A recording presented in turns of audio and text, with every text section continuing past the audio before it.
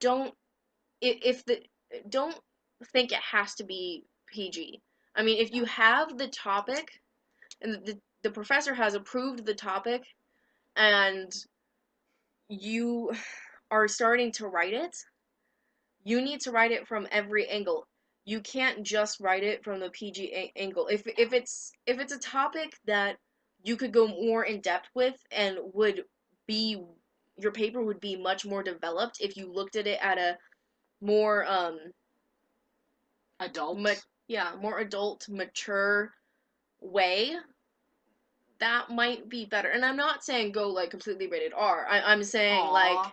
Like all teenagers. Like if you're writing the history of anything about mythology. Anything about mythology. In high school usually like you mention our mythology the class. Things that happen in mythology that are adult. Like the incest. Yeah. A lot of incest. In college, you wouldn't just reference those. You would spend a page or two talking about just that incest incident or something like that. And you have to know yourself and be comfortable with talking about that because it will come up.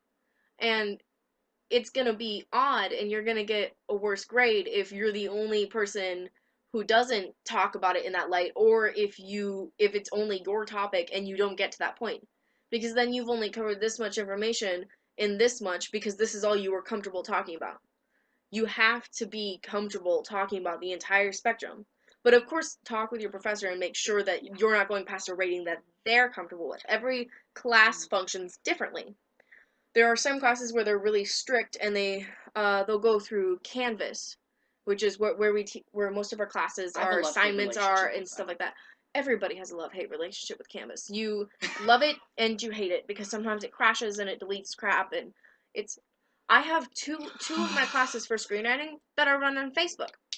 The teacher, we literally have a Facebook page as a closed Facebook groups for those classes. And you just get on Facebook and you scroll through and it has our assignment, where you turn it in, how to do it, the notes from the day, the schedule, everything. We don't use Canvas, we use Facebook. And on that one as well, like I know in English, in my communications class, I almost did a topic on like to sell a product. I'm tempted to do a speech on why condoms are the best things to use, are the best invention for couples. Now, it's funny, and it gets your attention. See, that's exactly why. Because it gets your attention. But in high school, you could never do that. No. Because you would cross a line within, like, a paragraph.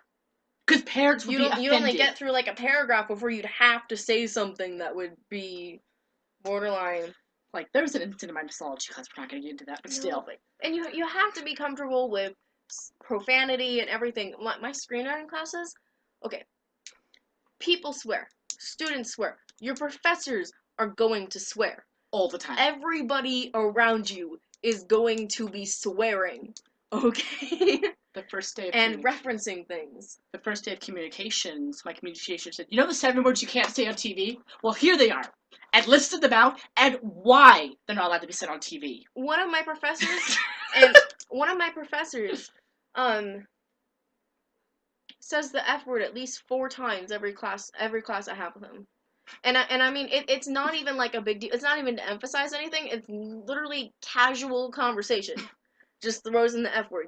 You have to be okay with that. But we have to sign a waiver in that class because it's a film class and we're watching rated R clips and stuff.